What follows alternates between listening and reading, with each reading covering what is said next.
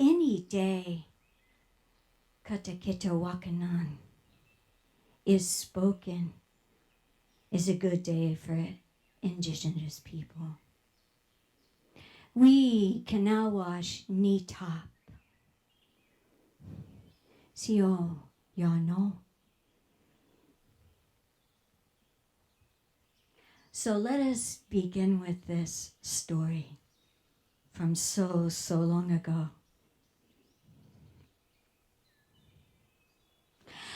Long ago, but not so long that we have forgotten, there was a chief. And this chief was wicked and demanded whatever his desire was to be done. And if you chose not to listen, you would be punished, or perhaps you would die. So everyone in that village lived in constant fear, except for the wise old one, Kikai. She was an elder, and she was never afraid to speak the truth.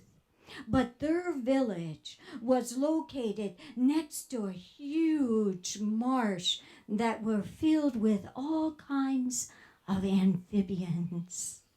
And it was good. Every night when dusk came and all of the villagers had finished their work, they would begin to hear the songs of the chorus frogs. And they would go inside and they would lay on their sleepy mats, and the songs of the chorus frogs would lull them to sleep, and they would have good dreams. And it was the best moment of the day.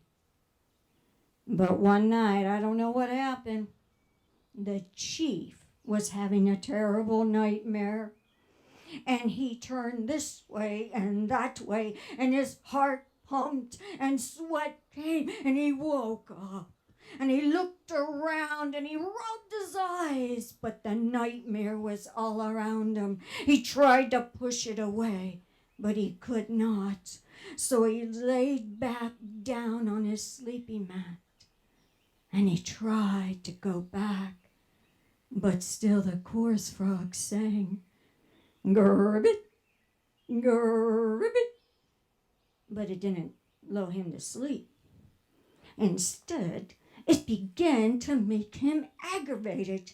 He was so angry that he couldn't sleep because of their foolish song. So he did what every impertinent person does. He stood up. He opened the flaps of his lodge. He looked out and he said, "I demand you stop croaking." "Do what?" The frogs looked at one another. They rolled their eyes. And they thought, we don't take orders from humans, especially such a rude one. Let's show them what we got, boys. And with that, they started singing louder than before. And he grew so angry. He stood out there as the all-powerful chief he was. And he said, "I demand you stop croaking. And if you do not, I seek revenge. Revenge on you. And I will have you put to death." I mean, the frogs were really scared. They were laughing to themselves and they kept on singing. And in the morning, he stood in the middle of the village and he said, "Come, come." And everyone came quickly and they sat in front of him.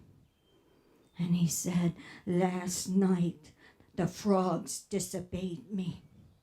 I told them not to croak. And they did. So today, each one of you will grab your sticks and your clubs. You will go to the marsh and you will kill every single one of them.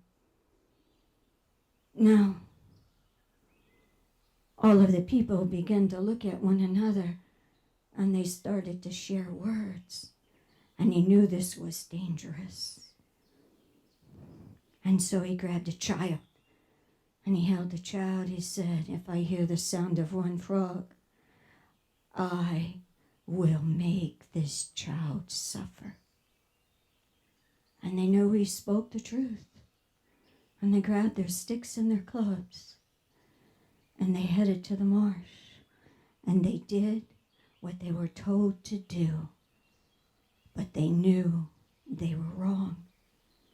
They were wrong.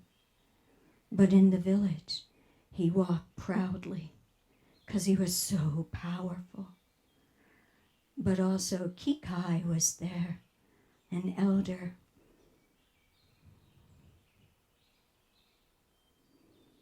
Because you are so old and slow, you do not have to go. And because you are so foolish in your demands, I speak the truth. What is the truth? All things are connected. What do you mean by that? Oh, you will see very soon. I promise you. And he stormed off. That night, all the people of the village came back, dragging their clubs and their sticks, covered with the blood of the innocent ones. They spoke no words, and they went in, and they lay down on their sleeping mats, but they could not sleep, for dusk came, and there was silence. And when they shut their eyes, all they seen was what they had done to the ones that had given them so much. Day after day, this is the way it was, until one night, when they go to lay down, they heard a new sound coming towards the village, and it engulfed the whole village.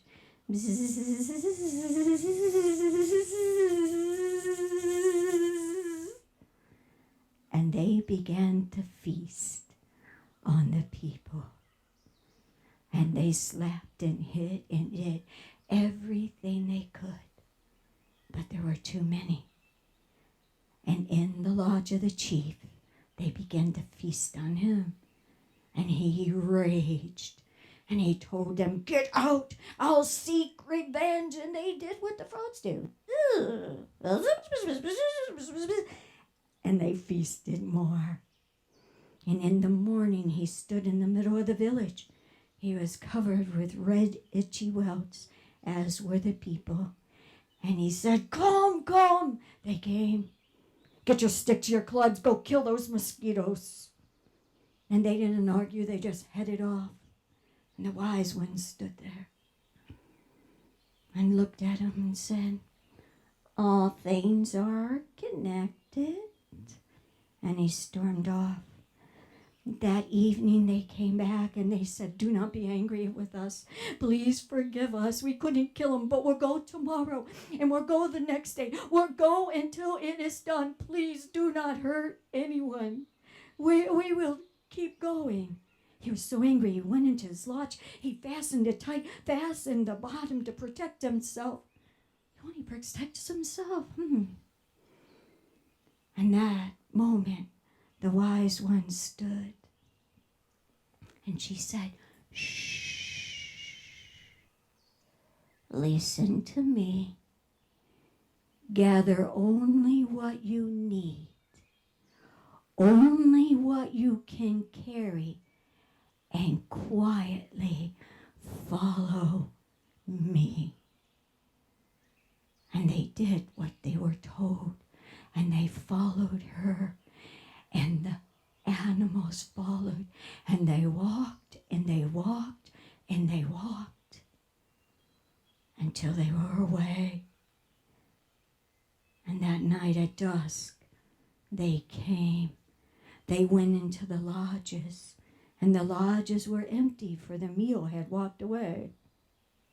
But they went to the chiefs, and they lifted it up and threw it to the side, and they covered him.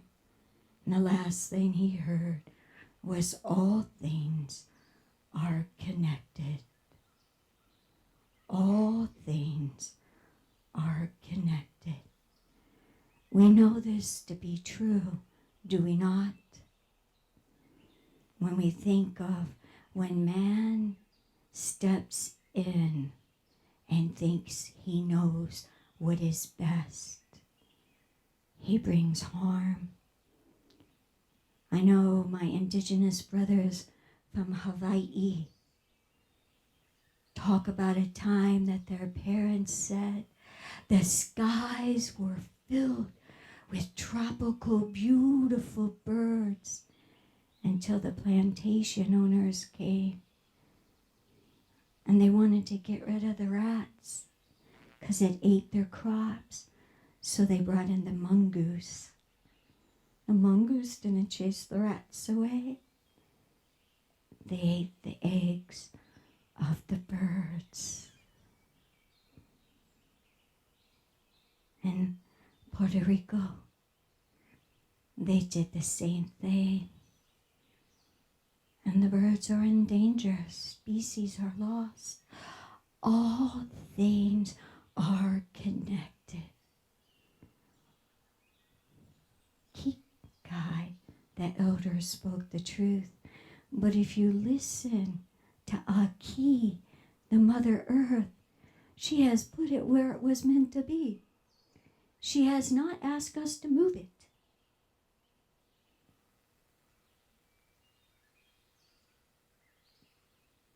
We have to listen to our elders.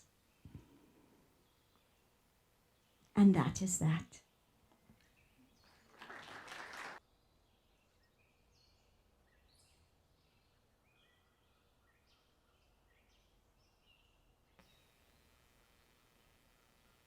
Growing up traditional is like one of the coolest things. And sometimes it's so hard because I watch children beginning not to grow up with those traditions. But our stories is a way of teaching. It is how we teach. We tell the stories. And once somebody said to me, oh, it's nice, but what about the history? I'm like, they're in the stories. Listen to the stories, and you'll hear the way of our people. And we needed to teach these lessons. So this is a very important one. So I'm going to ask everyone to breathe with me.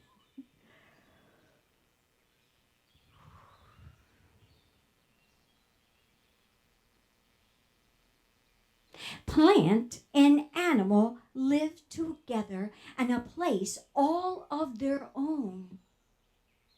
Oh, plant would take and press her roots deep into the moist Aki earth, and then thrust her stems up into the warm air, and soon branches would begin to grow, and leaves would bloom, and then fruit, the most glorious fruit you have ever seen. And then animal would come, he would eat the fruit, and plant did not mind. You see, she birthed the fruit and gave it to the animal and to each and every one of us freely. And they lived there together for some time, and it was good. But one day, you're not going to believe this, animal woke up. He started thinking on his own. I can't believe this. This is ridiculous. I am animal. I am superior to plant. Plant, doesn't show me the proper respect. She thinks she's equal to me. As all of you can agree with me, that's ridiculous, right? She's not my equal. I want you to think about it and think hard. I, animal, am strong. I am active. Plant. She's weak and passive. Just stands there. I, animal, can move about. Plant, stuck in one place. So surely you agree with me. I am the natural ruler of this land, right? Ah, and so you agree. I'm going to take this opportunity to talk to Plant right now. Plant, I am the natural ruler. I am superior to you. All you do is stay in one place. I am amazing. I can do many things, and you stand there. And so from henceforth, I want you to do this whenever I approach you. I want you to acknowledge my superiority. I want you to bow down, spread your branches on Ragghi, the earth, to show me honor. Now, Plant doesn't like to quarrel. And she doesn't really care if Animal thinks he's in charge or not. But if Animal thinks that she is going to bow down, spread her branches, that's unnatural. She can't do that. It's quite impossible. Only a strong wind could blow her kind of down. But that animal is not a strong wind. He's a bunch of hot air. So Plant does what plants do. She pushed her roots deeper into Ragghi, and she thrust off more stems, and the branches began to grow. An animal looked over and thought to himself, oh, she's gonna pay for this. She disobeyed me. I'm gonna teach her a lesson, that foolish Plant. And he was filled with rage, and he showed his teeth, and he flexed his claws, and he let out a hideous scream.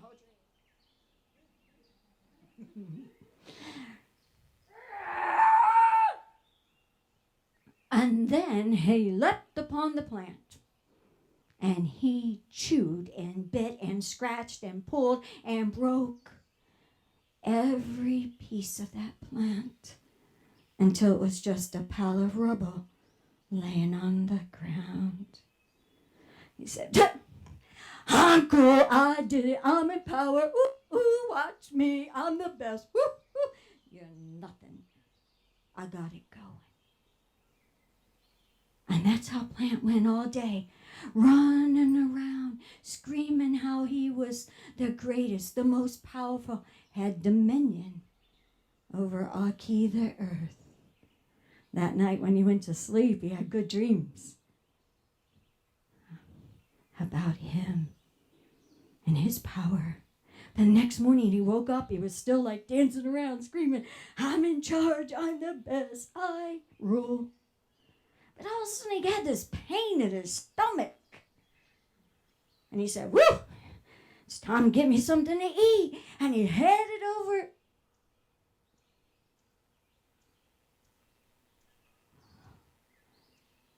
to Plant.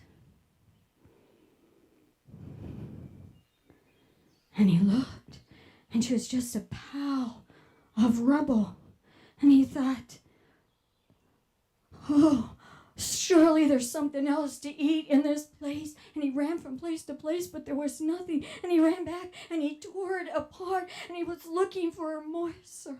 And there was nothing. Nothing left. Not one shred of food for him. And he sat down on his haunches, and he said, I have been so foolish. I have been so proud that I have made a grave mistake.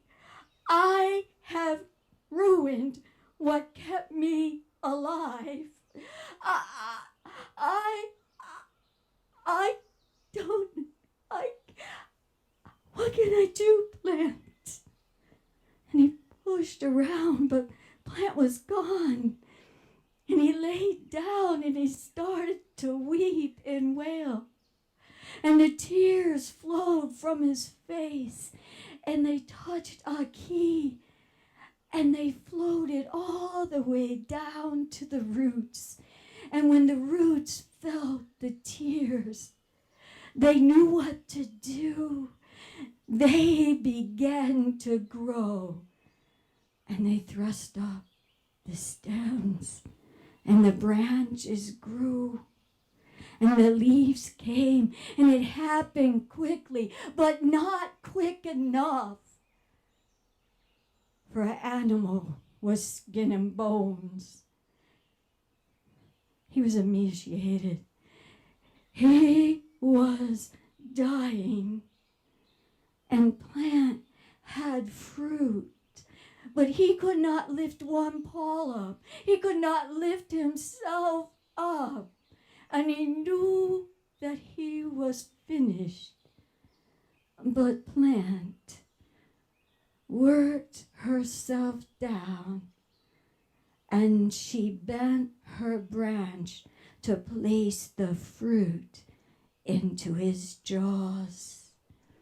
And he ate, and as he ate, life began to move through his body once again. And when Animal could sit, he thought about one thing. He thought about how he can only destroy. He could only take away life. There are others that give life.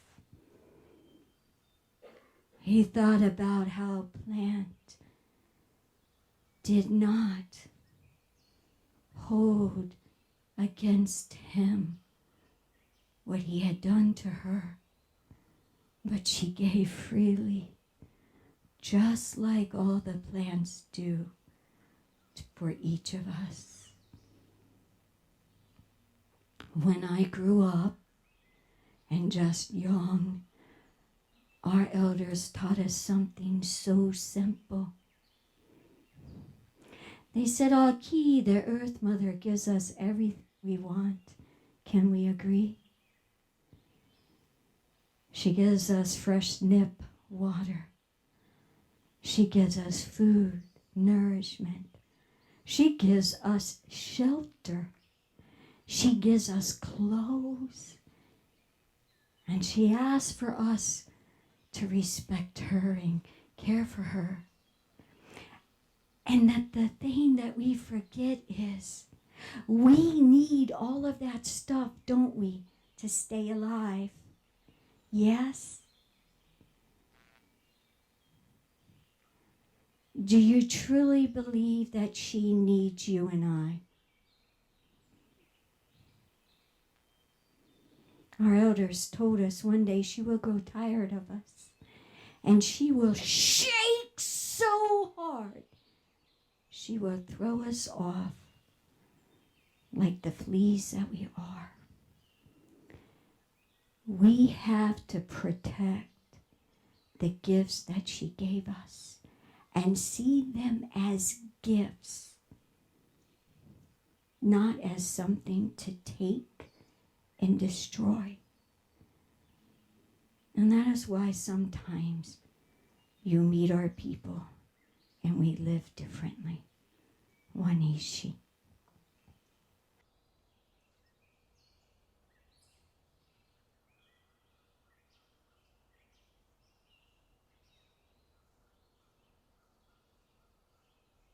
This is one of my favorite lessons. It's really interesting because when you learn the lesson and you tell it over and over and over again, it takes root inside of you. And you live it. You live it. That's why it's important when we're teaching, you do it over and over again so it takes root. If you listen closely to this last story, you're going to hear culture in there too and have an understanding of our ways. There was a young man, and he was renowned as a hunter. And this young man had done the things he needed to do to prove that he was a young man. He had to first prove that he could care for his family, his extended family, and his community. Because that is the way of our people. And once he had proven those things, then he earned the privilege to have a wife. He was very excited. And so as he moved through his life and traveled through village to village, he met a young woman. He thought, And then he found out that she had proven that she was a woman and that she could care for her family, her extended family, and her community, because we are people of community and care for one another. The poorest of the poor is the wisest in our tribes, and they give from here and not worry. And so those two came together and they decided to join their lives. And it was good. And then he went to live with her in her village. That's our way. You go with the woman's family. And it was good. He met his relatives. He liked them. They were good people. And then he met his brother-in-law. They were about the same age. And they had similar interests, except for one thing his brother-in-law could not see. But the hunter knew that his brother was wise beyond his years. And so every evening they would talk and share. And one night his brother-in-law said, you know, I always wanted to go hunting, but no one will take me. And I was thinking one day, if you would consider taking me hunting, I would appreciate it.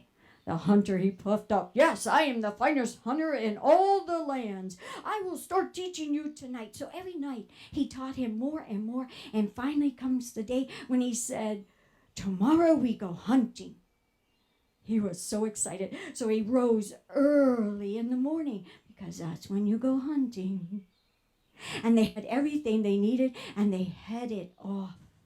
And they went across the village and into the forest. And as they did, the hunter was talking, and all of a sudden his brother-in-law saw, shh, do you hear that? And the hunter said, hear what? There's a mountain lion pushing her cubs underneath the tall grasses. She's coming this way. Whew!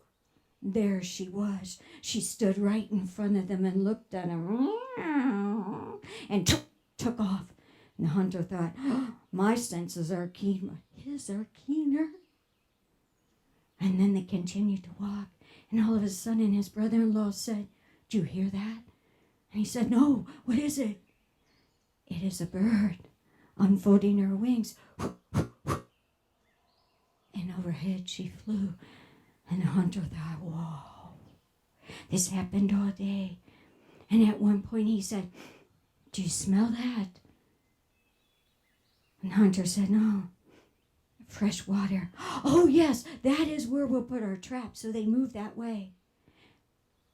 And he looked at his brother-in-law and said, you set your trap here. I will travel to the other side and set my trap, but wait for me. And so that's what they did. And the hunter, he put his trap down and he covered it completely. You could not see it. He was good. And then he came over and he looked at his brother-in-law's trap. It was as plain as day. But the hunter was tired and he thought he's not going to catch anything anyway. So he said, let's go. So they headed home. So the next morning, earlier than the morning before, they rose, because we have this saying that we believe that once something has given its life to us, we respect it and we make sure that we are there so it does not suffer.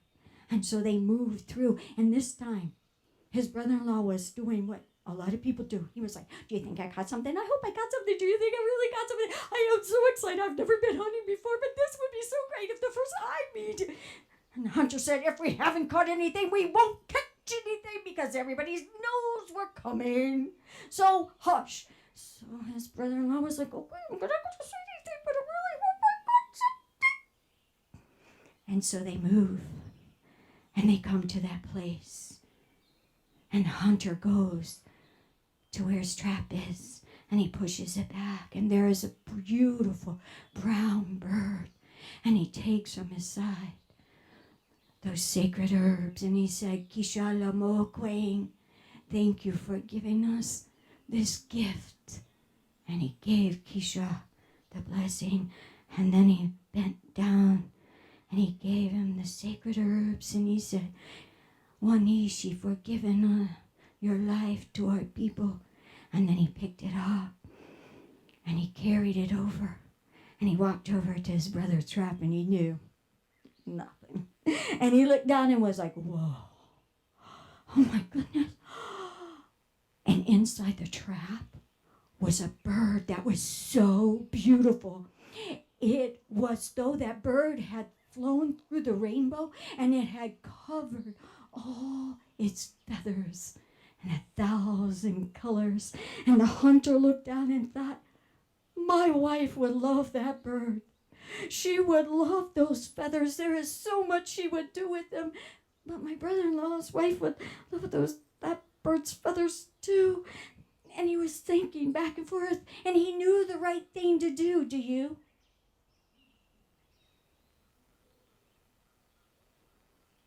And so together they spoke the words to Kishala Mokweng of thanks. Together they gave thanks for the bird. And then he took that bird out. He walked over to his brother-in-law and said, you have caught something. And he placed that brown bird in his brother-in-law's hands.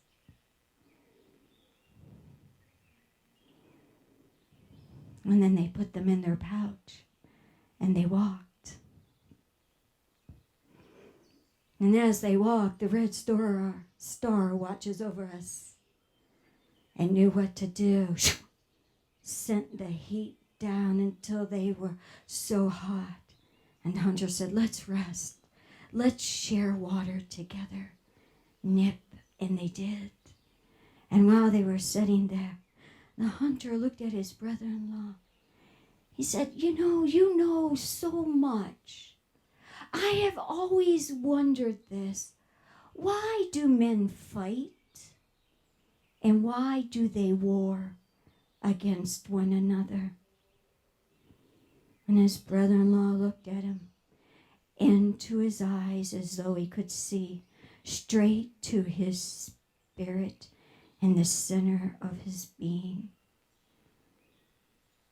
And he said, men fight and men war because they do to one another what you did to me back there.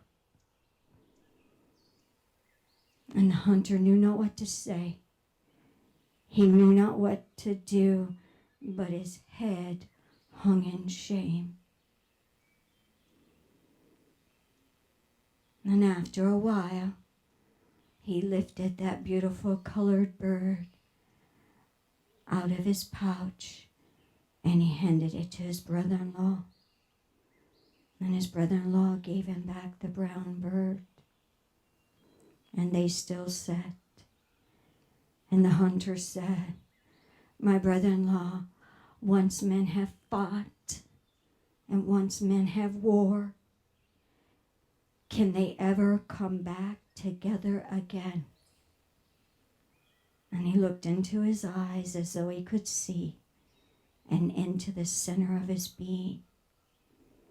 And he said, once they have fought and once they have war, they can come back together only when they have made the wrong right again.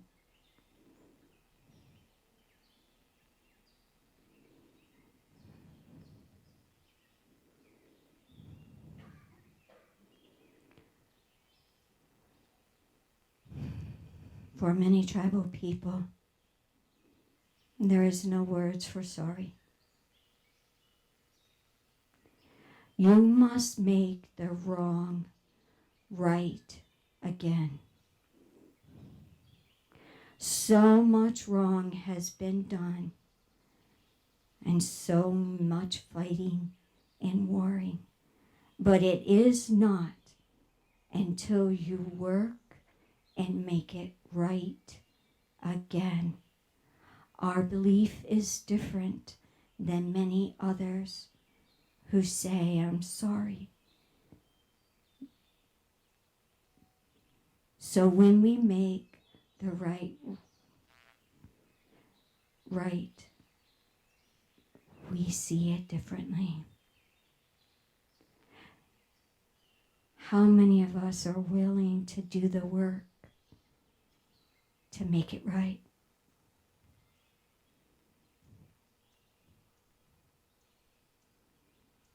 It's work, but it is so worth it so that the future generations will not have to struggle to make the wrongs right. Let us do the work so our children don't.